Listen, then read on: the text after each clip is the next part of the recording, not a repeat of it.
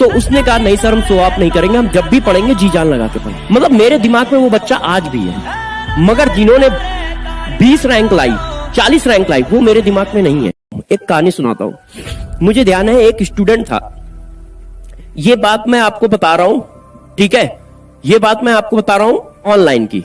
जब first lockdown लगा था तो एक स्टूडेंट था, ठीक है, नॉर्मल स्टूडेंट था, उसके नंबर आए थे, उससे पहले जो नीट हुआ था उसमें उसके नंबर आए थे 180 या 185 नंबर आए थे टोटल 180 या 85 नंबर आए थे उसके टोटल, नॉर्मल स्टूडेंट था। तो उससे मेरी बात हुई तो उसने कहा कि सर यार हमारा तो कभी होगा ही नहीं, क्योंकि टोटल मेरे 180-85 आए। तो मैंने कहा यार 180 या 185 नंबर तुम्हारे आए हैं, मगर तुम जरा इसमें से ये बताओ तुमने एफर्ट कितना किया था, तुमने एफर्ट कितना किया था। तो उसने कहा सर मैंने कोई खास एफर्ट नहीं किया था, मैंने 12th का पेपर दिया है और 12th के पेपर देने के बाद 1 महीने 2 महीने बस एनसीईआरटी अच्छे से पढ़ी थी और कुछ क्वेश्चन किए थे और पेपर दे दिया था। तो मैंने कहा यही बात है, जब तुम करोगे तो हो जाएगा, परेशान ना हो, बस मेहनत जो होती है ना, मेहनत जो होती है उसके साथ चीटिंग कभी मत करना।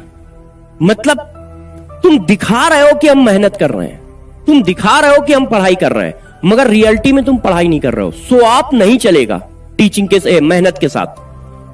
तो उसने कहा नहीं सर हम शो ऑफ नहीं करेंगे, हम जब भी पढ़ेंगे जी जान लगा के पढ़ेंगे। और वो लगातार पढ़ता गया, अपने ही यहां बैच में था, पीडब्ल्यू बैच।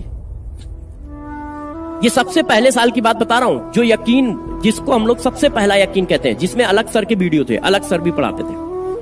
वो लगातार पढ़ता रहा, लगातार पढ़ता रहा, लगातार पढ़ता रहा, नंबर धीरे धीरे बढ़ते रहे, ठीक है, 220 हुए, 230 हुए, 240 हुए, 250 हुए, जैसे जैसे वो टीचरों से पढ़ता गया और नंबर बढ़ते चले गए। बस उसकी एक खास बात थी, लगन थी बच्चे में। मैं ये नहीं कह रहा वो बहुत तेज था, क्योंकि मैं जानता था उसको, मगर उसमें लगन थी, मतलब वो अपना पूरा बेस्ट एफर्ट डालता था। बच्चे का नाम भी बता देता हूं, है ना, बच्चे का नाम भी बता देता हूं, है ना, महेश नाम था उसका, महेश। वो पूरी लगन से पढ़ता था, अपने आप बेस्ट देता था, जी जान लगा के, धीरे धीरे पढ़ता रहा, पढ़ता रहा, पढ़ता रहा, ठीक है। कभी कम नंबर भी आए, 400 पहुंचे तो कभी 400 नंबर आ रहे थे, फिर लगातार 350 आ गए, 450 आ गए, मगर वो डटा रहा और टीचरों के नोट्स को रिवाइज करता गया। तो जैसे जैसे वो सिलेबस पढ़ता चला गया और चीजों को रिवाइज करता चला गया, उसके नंबर 2, 4, 6, 10 बढ़ते चले गए, हर टेस्ट में बढ़ते चले गए। जब लास्ट तक पहुंचा तो उसके नंबर आ रहे थे 580 से लेके 630 के आसपास, जो सबसे लास्ट में टेस्ट होते हैं, फुल टेस्ट। तो वो डर रहा था कि सर हम बॉर्डर लाइन पे आ गए, 580 से लेके 630 नंबर तक आ रहे हैं। मैंने कहा बेटा लास्ट टाइम है, एफर्ट मार दो, पूरी जान लगा दो। मैंने कहा रिवीजन खूब तगड़ा रखना। उसने पूरी ताकत लगाई, पूरी ताकत लगाई, और वो एमबीबीएस बन गया। रैंक बहुत नहीं आई है कि 100 रैंक आई हो, 400 रैंक आई हो, 300 रैंक आई हो, मगर दोस्त 185 से लेके 610 नंबर, 615 नंबर लाना बहुत टफ काम था, वो उसने करके दिखाया। मैं सबसे ज्यादा उस बच्चे को ध्यान रखता हूं, मतलब मेरे दिमाग में वो बच्चा आज भी है, मगर जिन्होंने 20 रैंक लाई, 40 रैंक लाई, वो मेरे दिमाग में नहीं है। क्यों? क्योंकि मैं उसके साहस को सलाम करता हूं, महेश के साहस को।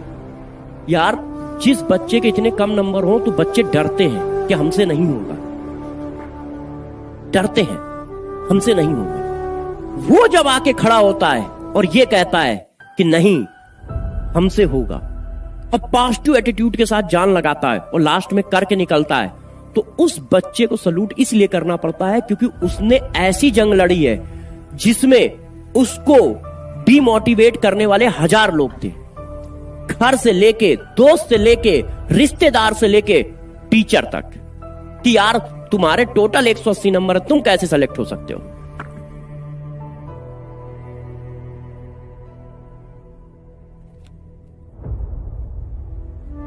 तुम कैसे सेलेक्ट हो सकते हो। मगर उस बच्चे ने यह करके दिखाया कि 180 नंबर आने का मतलब यह नहीं है कि हम कमजोर हैं, 180 नंबर आने का मतलब है हमने पीछे पढ़ाई नहीं